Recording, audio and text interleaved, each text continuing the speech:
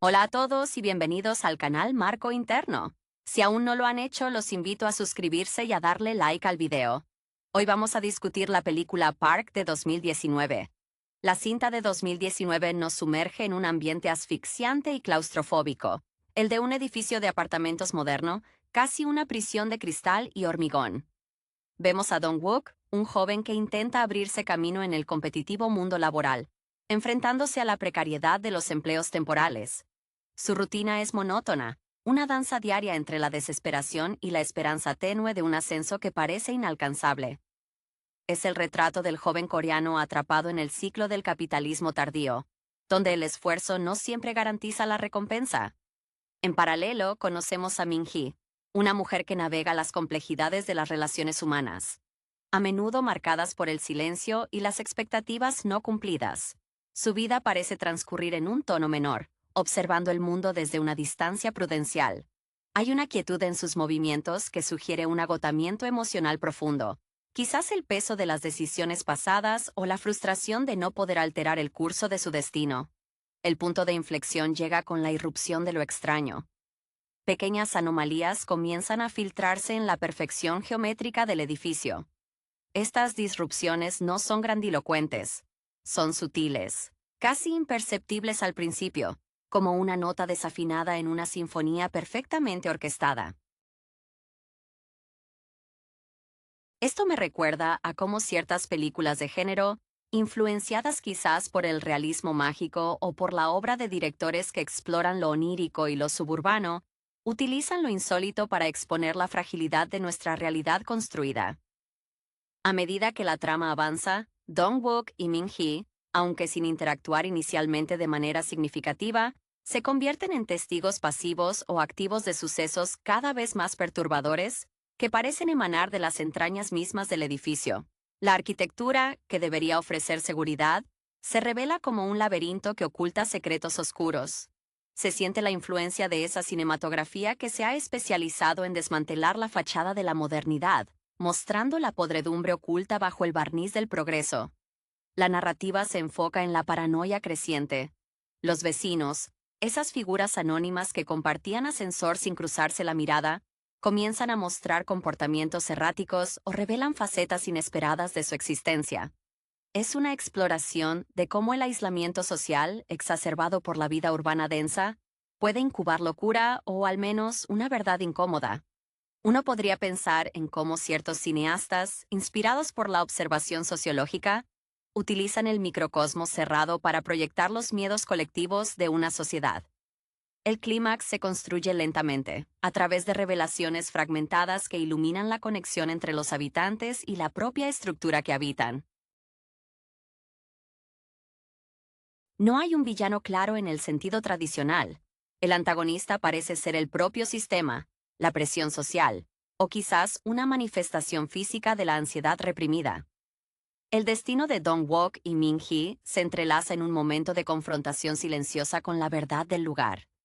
Al final, la película no ofrece respuestas fáciles ni resoluciones limpias. Más bien, deja al espectador flotando en la ambigüedad, con la sensación persistente de que las grietas en el muro del apartamento son solo un reflejo de las grietas en la propia psique de sus habitantes. Es un cierre que honra la complejidad de la experiencia moderna, donde a menudo la salida es tan incierta como la entrada. Uno percibe en él esa ambición contenida, esa necesidad de validación externa que a menudo dicta la trayectoria profesional en Seúl, donde cada currículum debe ser impecable. Su elegancia sutil, casi desfasada del frenesí exterior, evoca a esas figuras femeninas del cine asiático que cargan con una melancolía inherente, aquellas que han visto demasiados amaneceres solas. El edificio mismo parece respirar de manera irregular. Sus muros guardan un aliento viciado. La frustración de Dong-wook por no poder ascender se materializa en pequeños fallos estructurales que solo él parece notar. Para Min-hee, los sucesos se sienten como una resonancia de sus propios recuerdos reprimidos. Uno de ellos podría ser un ex músico fracasado que ahora solo puede tocar en la oscuridad, o una ama de casa cuya obsesión por la limpieza esconde un desorden mental más profundo. Uno podría pensar en cómo ciertos cineastas, inspirados por la observación sociológica, utilizan el microcosmos cerrado para proyectar los miedos colectivos de una sociedad, donde la convivencia es obligatoria, pero la conexión es inexistente. No hay un villano claro en el sentido tradicional. El antagonista parece ser el propio sistema, la presión social, o quizás una manifestación física de la ansiedad reprimida que se alimenta de la estructura. El destino de Dong-wook y Min-hee se entrelaza en un momento de confrontación silenciosa con la verdad del lugar, un entendimiento mutuo de que su desesperanza compartida ha creado una resonancia palpable dentro de esas paredes. Su semblante refleja el cansancio acumulado de quien estudia y trabaja sin descanso, soñando con estabilidad, quizá imitando las historias de éxito que consume en las redes, aunque él se siente perpetuamente rezagado. Su elegancia sutil, casi desfasada del frenesí exterior, evoca a esas figuras femeninas del cine asiático que cargan con una melancolía inherente, aquellas que han visto demasiados amaneceres solas, esperando una llamada o una visita que rara vez llega. En su apartamento, la luz tenue parece preservar mejor el pasado que el presente. Podría ser un eco persistente que no corresponde a ninguna fuente identificable, o un olor a humedad que no desaparece con la ventilación. El edificio mismo parece respirar de manera irregular. Sus muros guardan un aliento viciado, como si la propia estructura estuviera enferma de la soledad que alberga. La frustración de Dong-wook por no poder ascender se materializa en pequeños fallos estructurales que solo él parece notar, como una grieta que aparece de la noche a la mañana en su pared. Para Min-hee, los sucesos se sienten como una resonancia de sus propios recuerdos reprimidos, una externalización de su tormento interior. Uno de ellos podría ser un exmúsico fracasado que ahora solo puede tocar en la oscuridad, o una ama de casa cuya obsesión por la limpieza esconde un desorden mental más profundo, quizás manipulando sus pertenencias para crear patrones incomprensibles. Uno podría pensar en cómo ciertos cineastas, inspirados por la observación sociológica, utilizan el microcosmos cerrado para proyectar los miedos colectivos de una sociedad, donde la convivencia es obligatoria, pero la conexión es inexistente, transformando la cercanía física en una proximidad peligrosa. No hay un villano claro en el sentido tradicional. El antagonista parece ser el propio sistema, la presión social, o quizás una manifestación física de la ansiedad reprimida que se alimenta de la estructura, como si el hormigón hubiera absorbido toda la desilusión.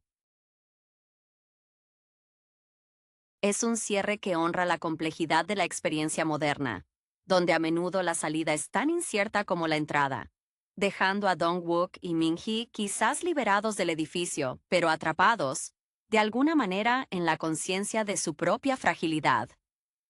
La atmósfera se espesa con la comprensión de que el edificio no es solo un telón de fondo, sino un ente vivo, una especie de conciencia colectiva enferma que reacciona a la psique de sus ocupantes.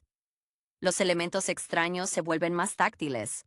Las puertas que se cierran solas ya no son simples fallos mecánicos, sino actos de voluntad. Observamos cómo Dong-wook, en su búsqueda desesperada por controlar su entorno externo, su carrera, comienza a perder el control de su espacio interno, alucinando con los patrones de las sombras o escuchando susurros que parecen provenir de las tuberías.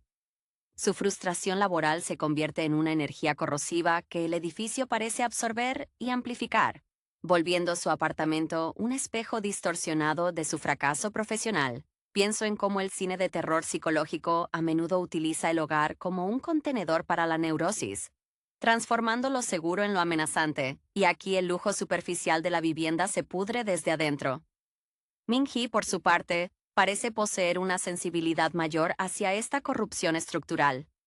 Ella no lucha contra ella, más bien parece reconocerla como una extensión de su propio vacío. Su melancolía se agudiza, y encontramos momentos en los que se queda inmóvil, casi en trance, mientras el edificio realiza sus pequeños actos de sabotaje sutil. Un objeto que cambia de lugar, un recuerdo visual proyectado fugazmente en el cristal de una ventana. Su aparente pasividad esconde una profunda inmersión en la pesadilla arquitectónica. Ella entiende que la amenaza no es externa, sino una manifestación de la presión acumulada de vivir vidas incompletas en cubículos lujosos. Es una aceptación casi fatalista de que el precio de esa vida moderna y ordenada es la locura compartida. El nexo entre ambos se establece, no mediante un diálogo revelador, sino a través de un evento compartido que rompe la barrera de sus apartamentos. Quizás es una interrupción violenta y breve del silencio general, un sonido que ambos reconocen como antinatural, una vibración que atraviesa el suelo y el techo. Este suceso fuerza a uno de ellos, probablemente a Dong-wook, a salir de su aislamiento autoimpuesto, buscando una confirmación externa de que no está enloqueciendo solo. El pasillo se revela como un espacio liminal, un purgatorio vertical donde la luz de neón parpadea con un ritmo errático, simbolizando la inestabilidad de la realidad prometida por el complejo residencial. La arquitectura, diseñada para la eficiencia, se convierte en el campo de juego de fuerzas incomprensibles que premian el estancamiento y castigan la ambición o la esperanza. Dong-wook se aferra a sus viejos apuntes de universidad, reliquias de una promesa que se siente cada vez más lejana, y revisa obsesivamente su teléfono esperando esa llamada de la oficina que justifique su existencia. Su melancolía se agudiza, y encontramos momentos en los que se queda inmóvil, casi en trance, mientras el edificio realiza sus pequeños actos de sabotaje sutil. Un objeto que cambia de lugar, un recuerdo visual proyectado fugazmente en el cristal de una ventana, quizás el rostro fugaz de alguien que ya no está. Es una aceptación casi fatalista de que el precio de esa vida moderna y ordenada es la locura compartida. Una resignación que contrasta con la lucha inquieta de Dong-wook. Quizás es una interrupción violenta y breve del silencio general. Un sonido que ambos reconocen como antinatural. Una vibración que atraviesa el suelo y el techo. Como si el núcleo del edificio se estuviera colapsando bajo su propio peso metafórico. Al encontrarse, el reconocimiento en sus miradas es instantáneo. No necesitan palabras para saber que ambos están sintiendo la misma putrefacción. La arquitectura, diseñada para la eficiencia y la separación, se convierte en el campo de juego de fuerzas incomprensibles que premian el estancamiento y castigan la ambición o la esperanza, obligándolos a enfrentar juntos la verdad incómoda de su prisión de lujo. El encuentro en el pasillo es breve, casi un roce espectral. No hay confesiones apasionadas ni planes conjuntos de escape, solo una comprensión muda de la catástrofe compartida. Dong-wook ve en los ojos de Min-hee la misma sombra de agotamiento que él siente al despertar cada mañana, esa conciencia aguda de estar viviendo una vida que no le pertenece del todo. Para Min-hee, Dong-wook representa la energía fallida, la ambición frustrada que, irónicamente, es más palpable y, por lo tanto, más real que su propia resignación. La arquitectura del edificio, con sus espejos estratégicamente colocados y sus pasillos idénticos, juega con su percepción, haciendo que duden si lo que acaban de presenciar fue un encuentro o una repetición fantasmagórica. Este fugaz contacto actúa como catalizador para un descenso más profundo en el absurdo. Los espacios comunes del edificio comienzan a transformarse sutilmente. La lavandería, antes funcional, ahora parece un mausoleo de ropa ajena. Y el gimnasio, vacío, irradia una quietud opresiva, como si nadie hubiera tenido la energía para ejercitarse en años. Para Dong-wook, el vestíbulo se convierte en una especie de sala de espera eterna, donde los otros residentes se mueven con una lentitud espectral, sus rostros borrosos, como si estuvieran siendo progresivamente borrados por la atmósfera densa. Esto refleja su propia sensación de invisibilidad en el mundo corporativo, donde es fácil ser reemplazado. Min-hee, mientras tanto, comienza a percibir patrones en la decoración. Nota que los cuadros colgados en los pasillos, que al principio parecían abstractos, en realidad son representaciones minimalistas de sus propios momentos de mayor soledad o arrepentimiento. Es como si el edificio estuviera realizando un inventario de sus fracasos emocionales. Su reacción es de una calma escalofriante. Comienza a interactuar con estos recuerdos pintados, tocando el lienzo, buscando quizás una catarsis que la vida real le ha negado. Ella se está volviendo una parte simbiótica del deterioro del lugar. La presión culmina cuando los sistemas que prometían orden colapsan. Las luces se apagan no por un fallo eléctrico, sino por una decisión del edificio. El control de acceso falla, permitiendo un libre tránsito anómalo, aunque nadie parece querer salir realmente. La falsa promesa de seguridad ha sido completamente desmantelada. Cuando Dong-wook finalmente intenta descender por las escaleras de emergencia, descubre que han sido selladas o que conducen a lugares ilógicos, quizás a una réplica exacta del mismo piso. Es la metáfora perfecta de su carrera estancada. El camino hacia adelante se revela como un bucle sin fin. El edificio les ha revelado su verdadera naturaleza. No es un lugar para vivir, sino un dispositivo para mantenerlos contenidos en su propia inacción y neurosis. La revelación de que las vías de escape son ilusorias solidifica la sensación de fatalidad. Dong-wook, al toparse con la pared lisa donde debería haber una puerta a las escaleras, experimenta una furia impotente que solo sirve para alimentar la atmósfera opresiva. Sus movimientos se vuelven más erráticos, reflejando el pánico contenido de quien ha perdido la última ilusión de agencia.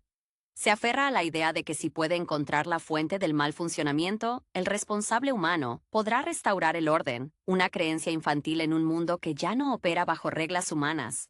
Este impulso lo lleva a explorar los conductos de ventilación o los sótanos, lugares prohibidos que resuenan con el sucio trabajo que el edificio realiza en las sombras. Su carrera, pensamos, nunca fue ascender, sino descender a este nivel de confrontación con lo invisible. Min-hee, habiendo aceptado el edificio como su estado mental manifestado, adopta un enfoque diferente. Ya no intenta escapar de la quietud, sino que se sumerge en ella. Comienza a escuchar con atención los sonidos que antes ignoraba, el roce de la madera, el goteo rítmico que no es agua, sino algo más denso. Ella se convierte en la archivista no oficial de las penas de los demás, intuyendo las historias trágicas o las ambiciones rotas de los vecinos que la rodean. Aquellas almas atrapadas en pisos vecinos. Hay una belleza macabra en su resignación. Parece encontrar una conexión más profunda con la verdad al cesar la resistencia. Su cuerpo, antes tenso por las expectativas sociales, parece aliviado al rendirse a la locura del entorno. Ella es la tragedia coreana personificada, elegante incluso en su colapso silencioso. El clímax se prepara para ser menos una explosión y más una implosión controlada. La convergencia final de Dong-wook y Min-hee ocurre en un espacio liminal del edificio, tal vez la sala de máquinas oculta o el ático de servicio, un lugar donde la infraestructura y la emoción chocan visiblemente. Aquí, la verdad no es un secreto contado, sino una experiencia sensorial compartida. Quizás una vibración constante que amenaza con desintegrar sus cuerpos, o una luz pulsante que expone las imperfecciones de todos los apartamentos a la vista, mostrando las grietas, el desorden y el secreto de cada residente simultáneamente. Es en este momento compartido de terror puro y desnudo que su conexión se sella, una alianza formada no por amor o amistad, sino por el reconocimiento mutuo de ser las últimas víctimas funcionales del sistema. El edificio, satisfecho con haber expuesto sus debilidades, parece hacer una pausa, permitiendo este instante final de claridad antes del desenlace ambiguo. La convergencia final en ese espacio oculto, un lugar que huele a ozono y óxido, donde el hormigón parece sudar ansiedad, marca el punto de no retorno. Dong-wook, con el rostro cubierto de polvo de conductos y una desesperación que ya ha superado el miedo para convertirse en una especie de euforia nihilista, sostiene un trozo de cable arrancado, como si fuera la prueba de que su lucha no fue imaginaria. Su ambición, antes dirigida a un escritorio corporativo, ahora se concentra en desmantelar esa luz pulsante que irradia desde el centro estructural del edificio, una fuente de energía que se siente tan fría y despersonalizada como el organigrama de la empresa que lo rechazó. Min-hee está allí, quizás más serena que nunca, vestida con la misma ropa sobria que ha llevado durante toda la película. Pero sus ojos han perdido ese velo de distancia. Ella ya no ve fallos. Ve el patrón completo. El edificio, al exponer sus entrañas mecánicas y eléctricas, le ofrece la visión de un gran motor consumiendo lentamente el potencial de sus habitantes. Ella no busca destruir la fuente de luz. Busca entender su ritmo, cómo esa pulsación refleja el latido irregular de la ciudad que prometía el éxito y entregó el aislamiento. Su mano se acerca al cable que Dong-wook sostiene, no para detenerlo, sino para estabilizar su temblor, ofreciendo una calma que él, en su furia activa, no puede permitirse. El clímax no es una lucha física contra un monstruo tangible, sino una batalla contra la inercia. Cuando Dong-wook intenta cortar el cable, sintiendo que eso liberará a todos, Min-hee le advierte con un gesto suave pero firme que cortar la conexión solo provocará un apagón total y una oscuridad más profunda de la que ya habitan. El verdadero escape, sugiere su silencio, no está en la destrucción, sino en la adaptación a la nueva realidad impuesta. El edificio parece ceder ligeramente a esta comprensión compartida. La luz pulsante se atenúa, estabilizándose en un brillo constante, menos amenazante, pero infinitamente más permanente. Al salir de ese cuarto de máquinas, o lo que sea que hayan encontrado, el edificio ya no se siente como un enemigo activo, sino como un hábitat resignado. Los otros residentes vuelven a sus rutinas, pero ahora hay una diferencia sutil. Dong-wook ya no se apresura en el ascensor. Se mueve con una lentitud calculada, entendiendo que el ascenso rápido es una falacia. Min-hee, al cruzarse con un vecino, le devuelve una mirada directa, una pequeña fisura en su muralla de silencio. No se salvan en el sentido tradicional. Se salvan en la medida en que han integrado el horror en su cotidianidad. La película concluye con ellos volviendo a sus apartamentos, sabiendo que están juntos en la misma trampa. Pero ahora, al menos, son conscientes de la textura de las paredes que los encierran. Un conocimiento que, paradójicamente, ofrece una forma muy tenue de libertad dentro de la jaula. La vuelta a los apartamentos se siente menos como un regreso, y más como una aceptación del confinamiento redefinido. Dong-wook ya no intenta forzar la puerta sellada. Ha aprendido que la energía desperdiciada en la resistencia es precisamente lo que el edificio parecía desear. Ahora dedica su tiempo a observar los reflejos en las superficies pulidas de su cocina, buscando patrones en el desorden, un intento de aplicar la lógica corporativa a un caos orgánico.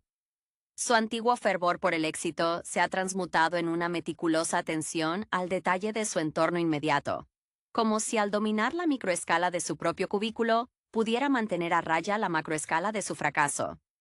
Es una nueva forma de productividad, silenciosa y sin recompensa externa, muy al estilo de aquellos artistas conceptuales que encuentran significado en la repetición y el vacío.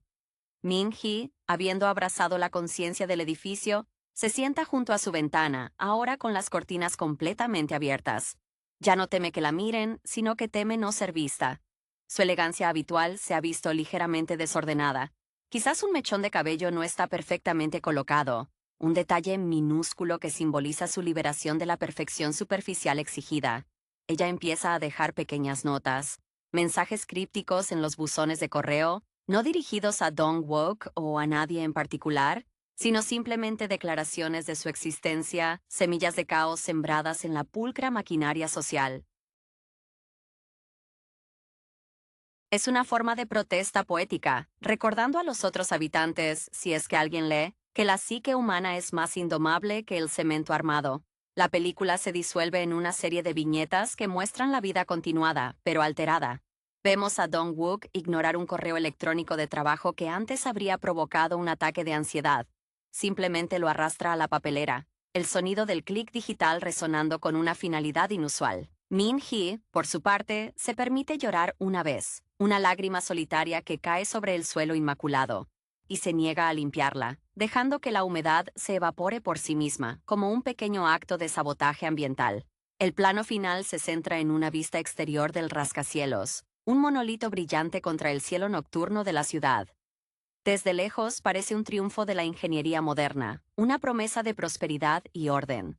Pero la cámara se acerca lentamente, enfocándose en un piso específico, el de Dong-wook o el de Min-hee. A través de una ventana apenas se distingue una silueta inmóvil.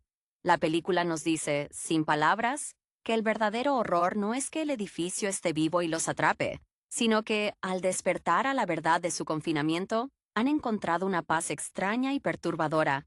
Han dejado de luchar contra el sistema que los consume y se han convertido en parte de su mecanismo silencioso.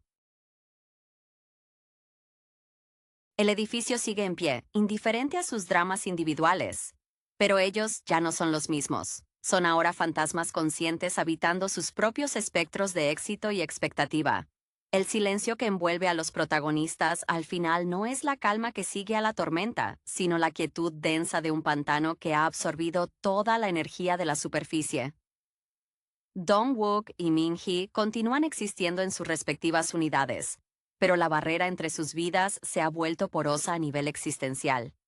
La resignación no los ha hecho menos ambiciosos, sino que ha reorientado su ambición hacia algo puramente interno, y por lo tanto, invisible para el mundo exterior y para el propio edificio. Si antes buscaban ascender en una estructura jerárquica impuesta, ahora buscan una profundidad vertical dentro de su propia conciencia limitada. Observamos a Dong-wook integrar la monotonía en su ser. Su nueva rutina incluye largas sesiones de quietud mirando la pared agrietada que antes le generaba pánico. Ya no ve una imperfección, sino una línea de falla estable, un punto de apoyo para su mente. Podríamos imaginar que su antiguo sueño de ser un ejecutivo brillante ha mutado en el deseo de ser un filósofo estoico del encierro. Alguien que domina el arte de no necesitar nada más que el aire viciado de su apartamento. Su capacidad para soportar el vacío, que antes era una debilidad explotada por sus superiores, se convierte en su única armadura. Es la ironía del éxito en el capitalismo tardío. El verdadero poder reside en la capacidad de no desear lo que el sistema promete. Min-hee profundiza su conexión con el subtexto del edificio. A veces, cuando camina por el pasillo, percibe vibraciones que le indican qué vecinos están teniendo discusiones silenciosas, o cuáles están al borde del colapso. Ella se convierte en una especie de oráculo involuntario, pero la información que posee es inútil, pues sabe que, incluso si la compartiera, nadie querría escuchar la verdad sin adornos. Su belleza melancólica ahora parece impregnada de una sabiduría antigua, la de quien ha comprendido la naturaleza cíclica de la desesperación urbana. Su mirada, al cruzarse con la de otros residentes, ya no es evasiva, sino inquisitiva, como si estuviera examinando si ellos también han comenzado a escuchar el murmullo del hormigón. La película se cierra con una imagen que refuerza la naturaleza cíclica de su purgatorio. No hay un incendio, no hay una mudanza. Simplemente, un día, el sol se levanta e ilumina las ventanas del edificio de manera idéntica a como lo hizo en el primer acto. Sin embargo, la luz ahora parece menos brillante. O quizás los ojos de los protagonistas están simplemente menos acostumbrados a ella. Dong-wook abre su laptop, no para enviar un currículum, sino para escribir una sola frase cuyo contenido desconocemos, y luego la borra. Min-hee toma un té, pero en lugar de beberlo de inmediato, lo deja enfriar por completo, permitiendo que la superficie se cubra con una fina capa de inercia. Han sobrevivido al horror extraño, no escapando de él, sino adoptándolo como su nuevo horizonte de expectativas. El edificio, satisfecho con haber domesticado a sus habitantes más inquietos, regresa a su estado de vigilancia silenciosa, esperando que la próxima generación de inquilinos traiga nuevas ambiciones para consumir. El ciclo se completa con la aceptación de que la estructura arquitectónica no es un monstruo externo, sino el lienzo sobre el que se proyectan y solidifican las neurosis no resueltas. Dong-wook, al dejar de luchar contra el sistema de méritos ficticios, encuentra una forma de control sutil, la perfección en el mantenimiento de su propia jaula. Ha llegado a entender que la inmovilidad puede ser una forma de resistencia, un acto de soberanía personal frente a la tiranía de la productividad constante. Su apartamento, antes un refugio temporal, se convierte en una celda meditativa. Uno imagina que si llegara una oferta de trabajo, la rechazaría no por miedo al fracaso, sino porque la necesidad de demostrar su valía ha sido reemplazada por la certeza de su propia irrelevancia aceptada. Este giro es profundo, casi ascético, un rechazo del deseo impulsado por el mercado. Min-hee continúa su inmersión, y su conexión con el edificio adquiere tintes casi místicos. Las vibraciones que percibe ya no son solo sonidos, sino narrativas completas. Puede sentir la angustia de la pareja del piso de arriba que discute por dinero, o la soledad del anciano del último piso. Ella es la conciencia empática del bloque, y este conocimiento la aísla aún más, pues la empatía sin poder de acción se convierte en una carga insoportable. Su compostura, esa fachada de mujer que lo ha visto todo, se mantiene firme, pero por dentro navega un mar de penas ajenas. Se ha convertido en la guardiana no oficial de los silencios rotos de sus vecinos. Una posición que nadie le pidió y que nadie puede recompensar. Su rol es puramente espectral, una extensión del propio edificio que ahora cataloga el sufrimiento. La quietud se vuelve la norma. El edificio ya no necesita hacer trucos para aterrorizarlos. Su propia rutina de aislamiento es suficiente. Las anomalías extrañas cesan porque ya no son necesarias. La mente humana, despojada de sus ilusiones, se encarga de perpetuar el ambiente opresivo. Vemos a Dong Wook mirando el reflejo de su rostro en la pantalla apagada de su móvil, notando las líneas de tensión que antes disimulaba con café y prisa. Es una confrontación con su yo físico, un yo que el sistema nunca se molestó en reconocer. El cierre final, esa toma aérea del rascacielos bajo la luz uniforme del amanecer, es un golpe de efecto devastador precisamente por su falta de drama. La cámara se detiene en una ventana y vemos a Dong-wook y Min-hee en sus respectivos espacios, cada uno absorto en su adaptación. No hay esperanza de un reencuentro físico o de una huida conjunta. Su liberación ha sido interna y solitaria, a pesar de haber compartido el trauma. Han logrado la supervivencia a costa de la ambición, convirtiéndose en figuras pétreas, tan sólidas y permanentes como las vigas de acero que los sostienen. El verdadero terror de la película reside en esta conclusión: la normalización del horror, el punto donde la pesadilla se integra en el tejido de la vida cotidiana hasta volverse indistinguible de ella. El edificio gana al transformar a sus rebeldes en elementos pasivos y eficientes de su propio ecosistema de soledad. El edificio, ahora cómplice silencioso, parece haber ralentizado su metabolismo. La energía que antes consumía en manifestaciones activas de lo extraño, puertas cerrándose, ecos persistentes, se redirige a un mantenimiento pasivo de la inmovilidad. Es como si el ente arquitectónico hubiese aprendido que la presión más efectiva no es la sorpresa violenta, sino la lenta erosión de la voluntad a través de la previsibilidad absoluta. Este nuevo estado de cosas es, en sí mismo, la forma más sofisticada de terror. Dong-wook, en su nueva quietud, experimenta una especie de clarividencia banal. Ha dejado de intentar descifrar los patrones en las grietas y ahora se enfoca en el sonido del aire acondicionado, ese zumbido constante que antes era ruido de fondo. Ha llegado a mapear las variaciones mínimas de su frecuencia, interpretando estos cambios como indicadores del clima externo o, más inquietantemente, del estado de ánimo general del edificio. Se ha convertido en un sismógrafo emocional para una estructura inanimada. Su cuerpo se ha adaptado. Su postura es más encorvada, menos la de un joven profesional en ascenso y más la de un erudito recluido. Sus dedos ya no teclean furiosamente en una pantalla, sino que trazan círculos concéntricos sobre el polvo acumulado en sus superficies. Hay una tristeza profunda en él, la conciencia de haber gastado su mejor energía no en vivir, sino en resistir una entidad que era intrínsecamente invencible. Min-hee, la observadora de almas, intensifica su rol espectral. Ahora, cuando camina por los pasillos, un evento cada vez más raro, lo hace con una lentitud casi reverente. Los otros vecinos la evitan, no por miedo a ella, sino por incomodidad ante su evidente lucidez. Ella es el espejo que ellos han decidido no mirar. En su apartamento, ha comenzado a coleccionar objetos desechados encontrados en los contenedores de basura del complejo. Un par de gafas rotas, una foto familiar parcialmente quemada, un reloj de pulsera parado a una hora específica. Estos artefactos, residuos de vidas que sí intentaron jugar el juego y perdieron, son tratados por ella con la dignidad de reliquias sagradas.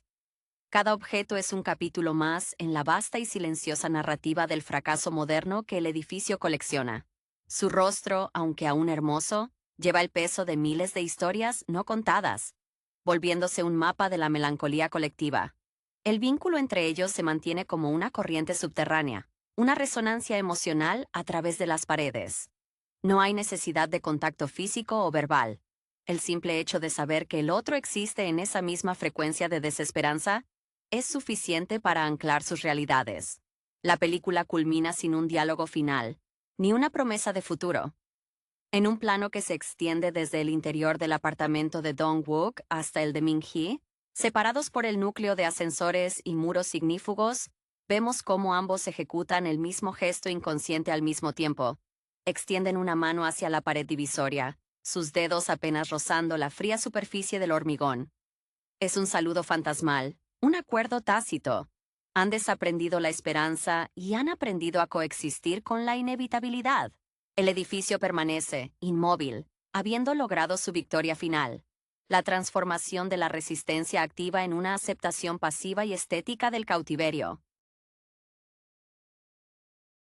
La película de 2019, cuyo título resuena con la simplicidad de un código o una designación, se erige como un estudio fascinante sobre la ambición desmedida y las complejidades inherentes a la búsqueda del éxito en el competitivo panorama del entretenimiento contemporáneo. La narrativa se sumerge en las vidas de sus protagonistas, cuyas trayectorias profesionales, aunque distintas en superficie, convergen en un punto de intensa presión y sacrificio personal. Uno de los pilares temáticos es la representación del artista en la era de la inmediatez y la viralidad. Observamos cómo la autenticidad se convierte en una moneda de cambio, a menudo sacrificada en el altar de la rentabilidad o la relevancia mediática. El personaje principal, inmerso en un ascenso meteórico, exhibe ecos de figuras reales del mundo del espectáculo que han navegado las turbulentas aguas de la fama temprana. Su formación, quizás influenciada por métodos estrictos o una exposición precoz a los rigores de la industria, moldea una psique resiliente pero profundamente vulnerable a la crítica y al agotamiento. No es casualidad que la cinta explore la dicotomía entre la imagen pública meticulosamente construida y la realidad privada desmoronándose. La dirección, sutil pero precisa, utiliza el entorno como un personaje más. Los espacios asépticos de las oficinas de producción contrastan con la calidez efímera de los escenarios de rodaje o las sesiones de grabación, subrayando la artificialidad del mundo que los rodea. La paleta de colores a menudo se inclina hacia tonos fríos y metálicos, reflejando la despersonalización que acompaña al estrellato.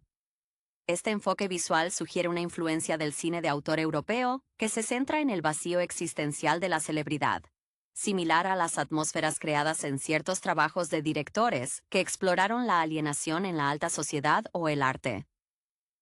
El desarrollo de la trama se articula a través de relaciones interpersonales tensas, particularmente aquella que vincula al artista con su equipo de gestión o sus mentores.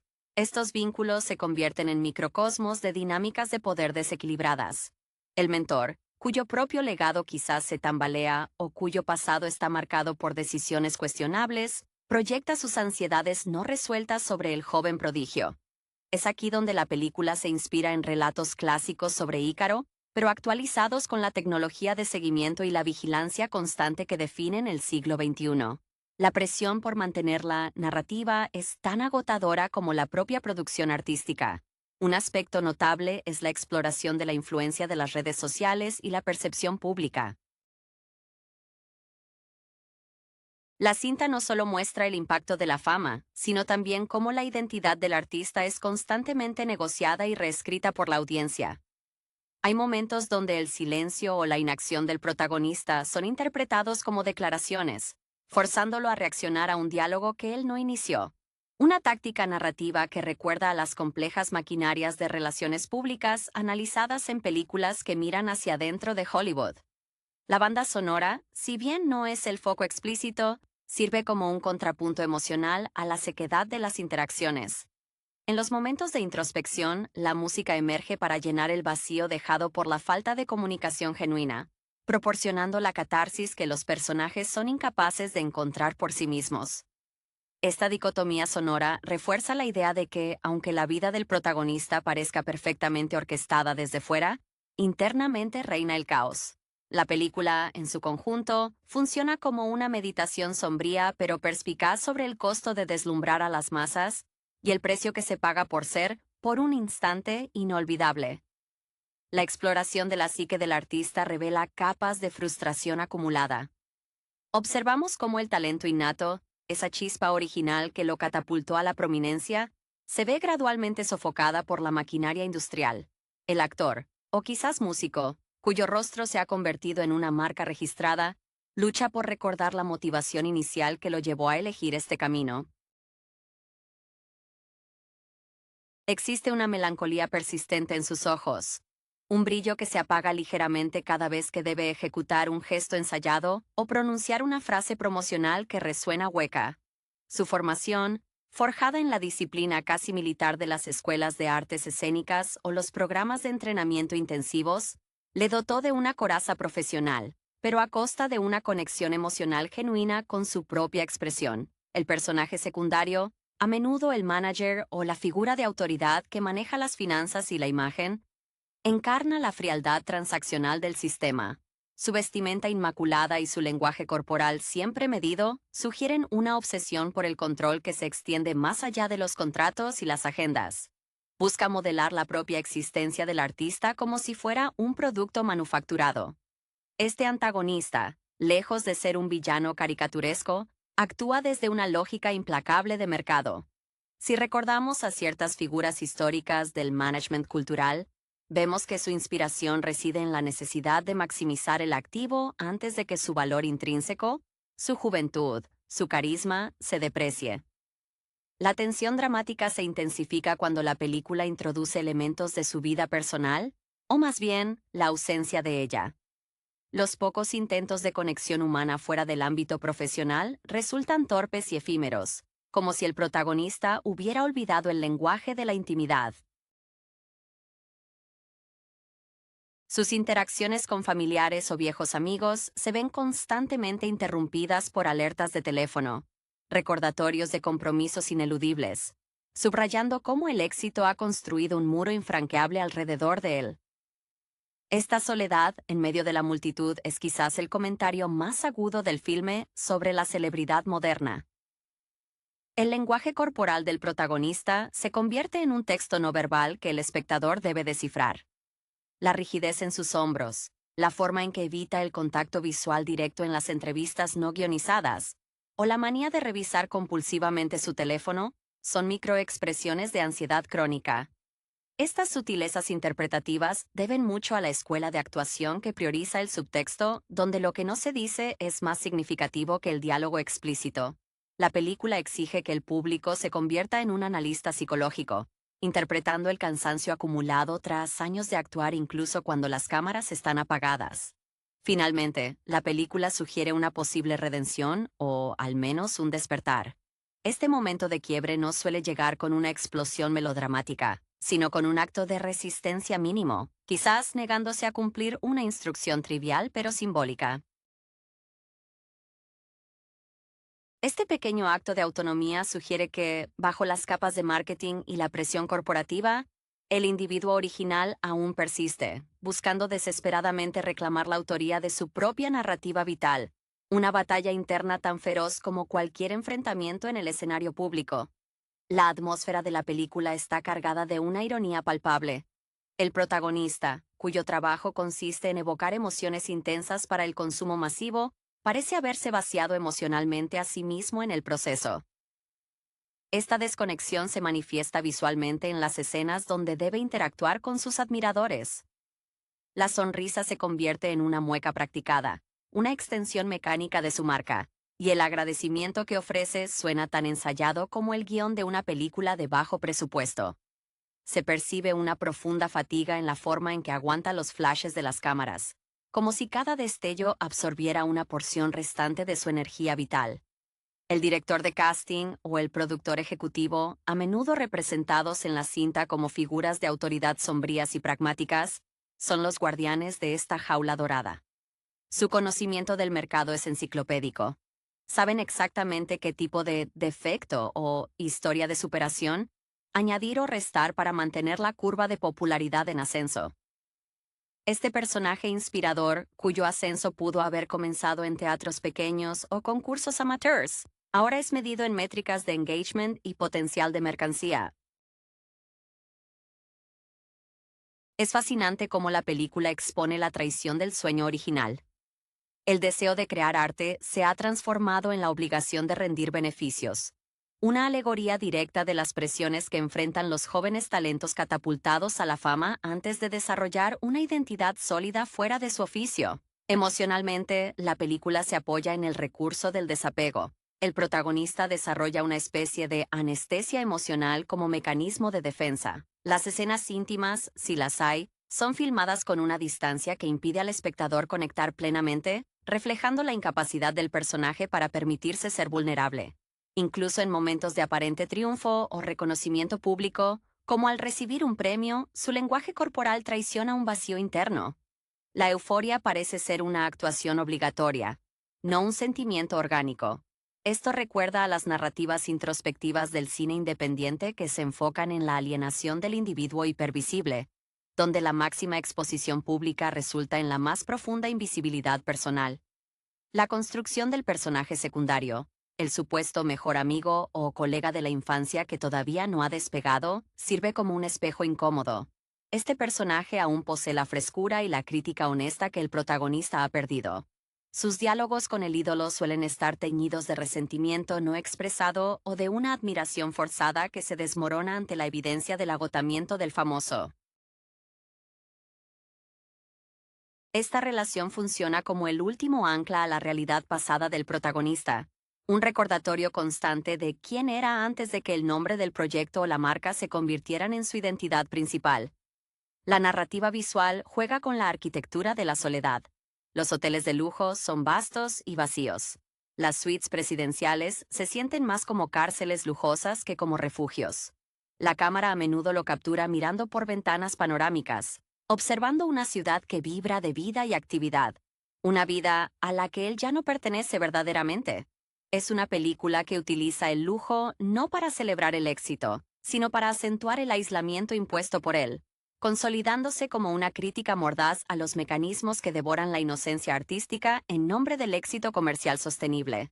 El estudio de la película se profundiza al examinar la naturaleza efímera de la admiración pública.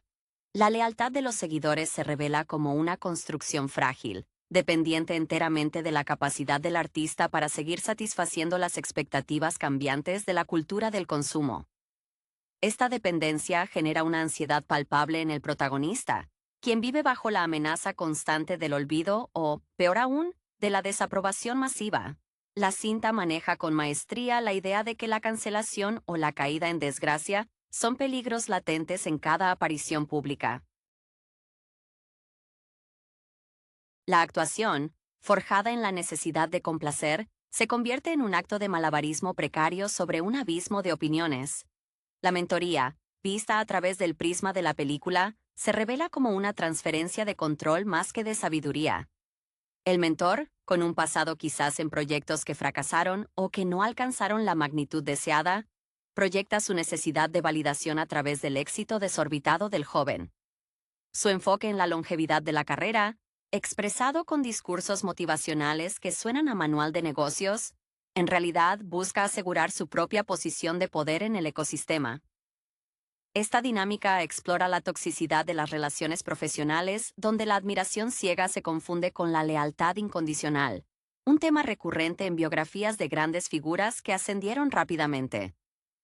Las secuencias dedicadas a la creación artística, la composición de una canción, la lectura de un guión, están filmadas con una luz más natural, casi documental, contrastando fuertemente con el brillo artificial de las alfombras rojas.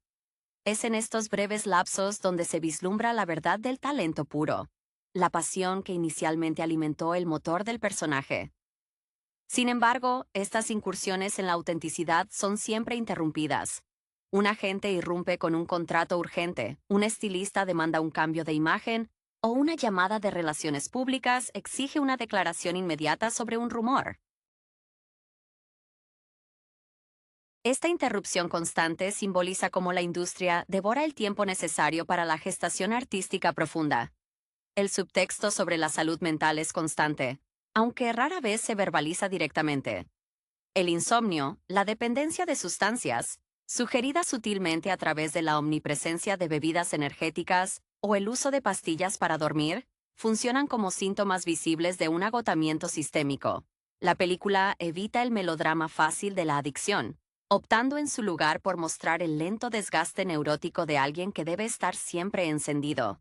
El silencio del protagonista a menudo es más elocuente que cualquier diálogo, sugiriendo una mente saturada incapaz de procesar el torrente de información y demandas. En última instancia, la película funciona como una parábola sobre la mercantilización de la identidad. El nombre del protagonista, su rostro, incluso sus gestos más íntimos, han sido empaquetados y vendidos. La lucha final no es contra un adversario externo, sino contra la propia marca que él mismo ayudó a construir. La liberación, si es que se alcanza, no reside en un escape espectacular, sino en el lento y doloroso proceso de reapropiación de su propia voz y su propia imagen. Un acto de resistencia silencioso contra el imperio del espectáculo que lo creó y que ahora amenaza con consumirlo por completo. La película culmina en una reflexión melancólica sobre el legado frente a la fama inmediata. Mientras el personaje principal se enfrenta al punto de inflexión de su carrera, la cinta plantea si el éxito efímero alcanzado a costa de la integridad personal puede alguna vez considerarse un logro duradero. Existe una resonancia con las carreras de ciertas estrellas juveniles de décadas pasadas, aquellas que brillaron intensamente y se extinguieron rápidamente porque la maquinaria industrial no supo o no quiso adaptarse a su crecimiento como seres humanos. El protagonista parece consciente de esta trayectoria predecible, y esa conciencia añade una capa de tragedia a sus decisiones cotidianas. La representación del cuerpo del artista merece un análisis aparte.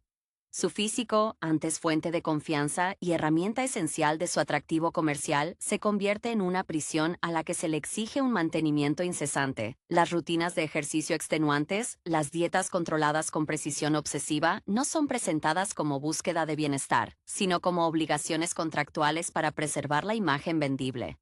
El espejo, a menudo utilizado como un dispositivo para reflejar la vanidad, aquí funciona como un juez implacable, mostrando el desgaste que el maquillaje y la iluminación profesional no pueden ocultar del todo. El manejo de los medios de comunicación y la prensa es expuesto como un campo de batalla psicológico. Las ruedas de prensa son coreografiadas minuciosamente, y el protagonista aprende a utilizar frases evasivas y respuestas ensayadas que satisfacen las necesidades del titular sin revelar nada sustancial sobre su estado interno. Las entrevistas no son diálogos, sino interrogatorios diseñados para extraer o confirmar narrativas preaprobadas. La película subraya la habilidad del protagonista para convertirse en un maestro de la ambigüedad, capaz de decir mucho sobre nada, una cualidad esencial para sobrevivir en el ojo público. La relación con la familia, cuando aparece, se caracteriza por la incomprensión y la distancia económica. Los seres queridos a menudo ven el éxito del protagonista como una fuente de recursos o un logro a exhibir, fallando en percibir el profundo aislamiento que conlleva. Hay escenas tensas donde el personaje intenta compartir una preocupación genuina, solo para ser interrumpido por alguien pidiendo ayuda con un problema mundano o pidiendo un autógrafo para un conocido. Esta incapacidad de ser visto como una persona normal, incluso por aquellos que se supone que lo aman incondicionalmente, cimenta su alienación. La dirección, al enfocarse en los largos planos secuencia durante los momentos de transición, viajes en coche, esperas en camerinos, permite al espectador experimentar el tedio y la vacuidad del tiempo muerto en la vida de una celebridad. Estos espacios de inactividad forzada son donde la mente del protagonista tiene espacio para divagar, a menudo volviendo a recuerdos idealizados de una vida anterior, más simple y menos exitosa.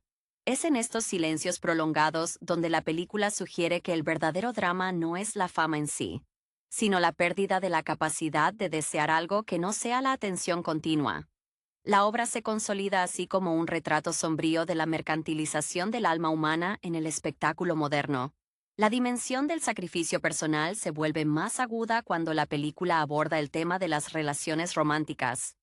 Cualquier intento de intimidad amorosa se ve inmediatamente contaminado por la presencia invisible pero omnipresente de la gestión de imagen.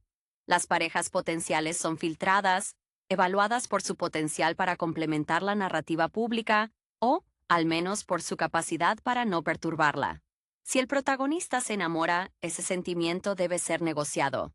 puesto a prueba por la conveniencia del calendario y la opinión pública. Esta manipulación de la vida afectiva resuena con las historias de íconos pop cuyo romance fue siempre un accesorio de marketing, cuidadosamente estilizado para vender más discos o atraer más audiencia.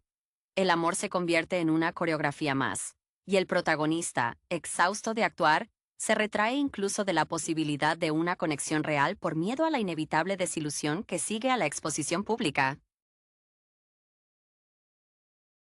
El entorno profesional también revela la naturaleza depredadora de la ambición en la cima. Los colaboradores más cercanos, aquellos que deberían ser aliados, se revelan como competidores en potencia. Cada proyecto exitoso es visto por el equipo no como un triunfo compartido, sino como una plataforma desde la cual el artista podría potencialmente independizarse, iniciando así una amenaza latente. Esta paranoia profesional se filtra en las interacciones diarias. El protagonista debe analizar cada cumplido, cada sugerencia, buscando el interés oculto detrás de la amabilidad. La autenticidad de la lealtad se convierte en el lujo más escaso y, por ende, el más deseado. La dirección cinematográfica emplea el uso recurrente de reflejos distorsionados y cristales polarizados para enfatizar la falta de una visión clara del yo. El artista rara vez se ve a sí mismo sin un filtro. A través de pantallas de televisión en camerinos, reflejos en ventanas de vehículos blindados, o en las lentes de las cámaras de los paparazzi. Estos momentos visuales sugieren que el verdadero problema no es la falta de identidad, sino la imposibilidad de distinguir entre la identidad construida y el núcleo original. Es una lucha metafísica encapsulada en el brillo superficial de la fama. El contraste entre la energía que el protagonista debe proyectar y su estado interior se magnifica en las escenas de gira. El éxtasis artificial de los conciertos masivos, donde miles de personas corean su nombre, se yuxtapone con la quietud opresiva del autobús de gira o el hotel después del espectáculo.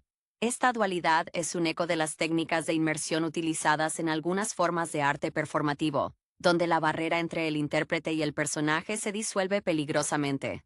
Aquí, el personaje se ha convertido irreversiblemente en su personaje, y la retirada a la soledad solo sirve para resaltar el vacío que ha llenado con aplausos. Finalmente, la película deja abierta la posibilidad de que el único camino hacia la sanación sea la retirada deliberada, el silencio autoimpuesto que rompe el ciclo de la demanda constante. No se trata de una muerte simbólica, sino de un retiro estratégico de la luz cegadora. Este acto de autoprotección, sin embargo, es presentado como el mayor fracaso a los ojos de la industria, confirmando que, en el universo retratado, la permanencia en la cima exige una sumisión perpetua. La película es, en esencia, una elegía por la inocencia artística devorada por la maquinaria del espectáculo globalizado. La película se deleita en el contraste entre la grandiosidad de los escenarios y la intimidad forzada de los momentos de crisis. Cuando el protagonista se encuentra en el punto más bajo, a menudo es en habitaciones de hotel opulentas, desproporcionadamente grandes para una sola persona, lo que acentúa su pequeñez y vulnerabilidad. Estos espacios, diseñados para el lujo y la exhibición, se convierten en escenarios de introspección dolorosa. La decoración, siempre vanguardista y costosa, parece burlarse de la incapacidad del personaje para encontrar consuelo o arraigo en tales entornos estériles. Esta puesta en escena recuerda a ciertas obras cinematográficas que utilizan la arquitectura moderna para simbolizar la frialdad institucional y la alienación social, como si el éxito material fuese el antónimo directo de la paz interior. El aspecto de la gestión del tiempo y la productividad se aborda con una severidad casi kafkiana. La agenda del protagonista está programada hasta el minuto, con bloques de tiempo asignados para actividades que deberían ser espontáneas.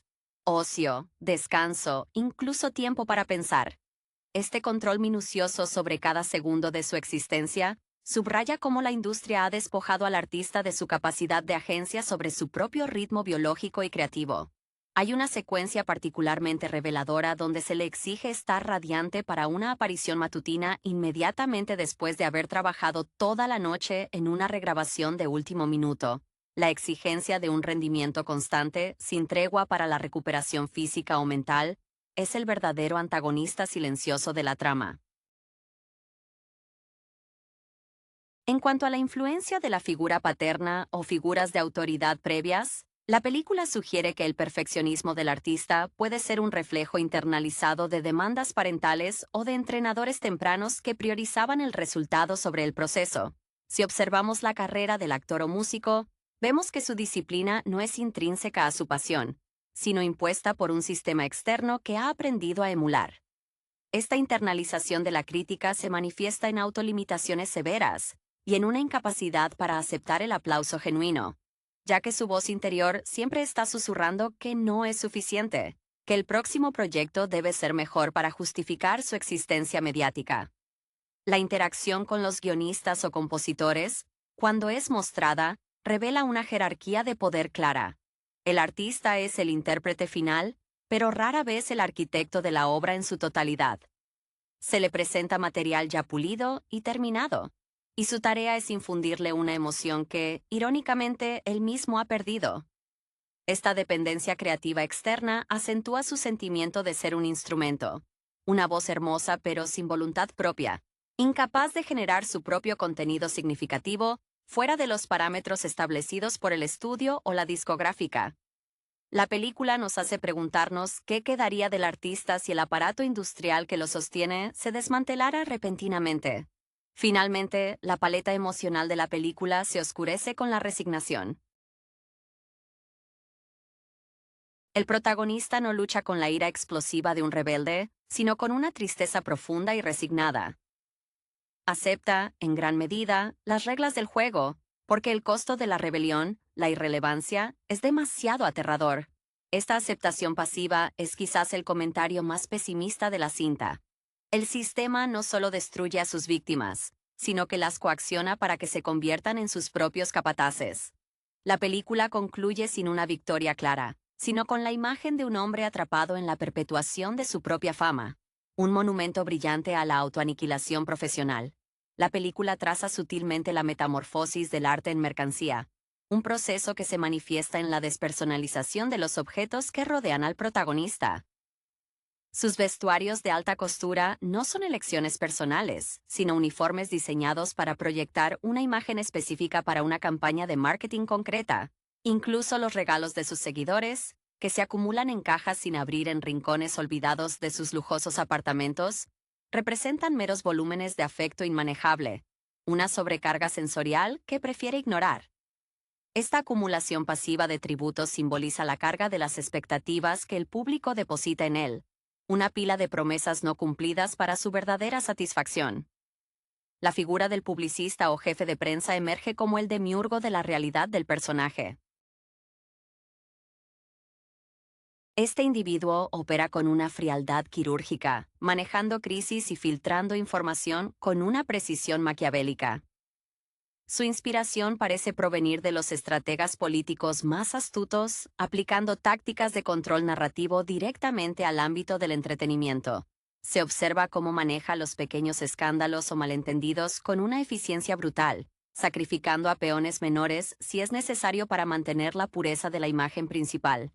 La lealtad del artista hacia este protector es ambigua. Miedo y dependencia se mezclan, pues sabe que sin este muro de defensa mediático, su frágil reputación se desmoronaría ante el escrutinio implacable. La película explora la noción de encuentro genuino como un bien escaso e inexistente. En las raras ocasiones en que el protagonista se permite un momento de ocio no programado, como una visita a un museo o un paseo nocturno anónimo, este momento es casi siempre frustrado por el reconocimiento ineludible. Alguien lo reconoce, saca un teléfono y el hechizo de la normalidad se rompe instantáneamente. Estos incidentes actúan como recordatorios brutales de su confinamiento autoimpuesto. Su anonimato es un privilegio perdido que ni todo su poder de convocatoria puede recuperar. La frustración aquí no es solo por ser molestado, sino por la imposibilidad de existir en el mundo sin el prisma de su fama. Hay una profunda tristeza en la representación de su proceso creativo previo. Se insinúa que su arte original poseía una cualidad salvaje, espontánea, nacida de la necesidad de expresarse, no de la necesidad de vender entradas. Al ver fragmentos de sus primeras actuaciones o escuchar grabaciones antiguas, el espectador percibe una energía vibrante que ha sido sistemáticamente domesticada. Esta energía, una vez la fuente de su poder, se ha vuelto peligrosa para el modelo de negocio actual, que exige previsibilidad y repetibilidad. El protagonista, al intentar recrear esa chispa, solo logra una imitación pálida, un eco vacío de su yo pasado. El análisis de la ambición se cierra con una nota de melancolía existencial. La cinta sugiere que el verdadero éxito, en este contexto, no es la cima alcanzada, sino la capacidad de detenerse antes de la autodestrucción total. La lucha final del personaje es interna, decidir si prefiere una vida larga y mediocre sin el brillo o una carrera corta y brillante consumida por las llamas de su propio ascenso. La película, al no ofrecer una resolución fácil, deja al espectador reflexionando sobre si la fama, en su forma más extrema y comercializada, es una forma sofisticada de prisión, donde la única libertad posible reside en la decisión de dejar de actuar. La textura emocional de la película se vuelve densa y claustrofóbica al examinar las consecuencias físicas del estrés perpetuo. No es solo el agotamiento mental, sino el impacto en el cuerpo lo que la cinta revela con detalle sutil. El protagonista desarrolla tics nerviosos apenas perceptibles, una forma en que su sistema nervioso intenta liberar la tensión reprimida. Sus manos, a menudo fotografiadas en primer plano cuando firma autógrafos o sostiene un micrófono, muestran una leve pero constante temblor, una señal de que el control externo no puede dominar por completo la fisiología humana. Esta fisicalidad revela la falsedad de la imagen de invulnerabilidad que se le exige mantener. El mentor o socio principal, quien ejerce una influencia casi paternalista, es retratado no como un explotador directo, sino como un facilitador del autosabotaje del artista. Este personaje, probablemente con una trayectoria previa en el mundo del management o las finanzas que le enseñó a medir el valor humano en términos económicos, proyecta una visión del mundo donde la autenticidad es un pasivo costoso. Sus consejos están siempre revestidos de una falsa preocupación por la carrera a largo plazo, pero en realidad buscan cimentar su propio control sobre la fuente de ingresos.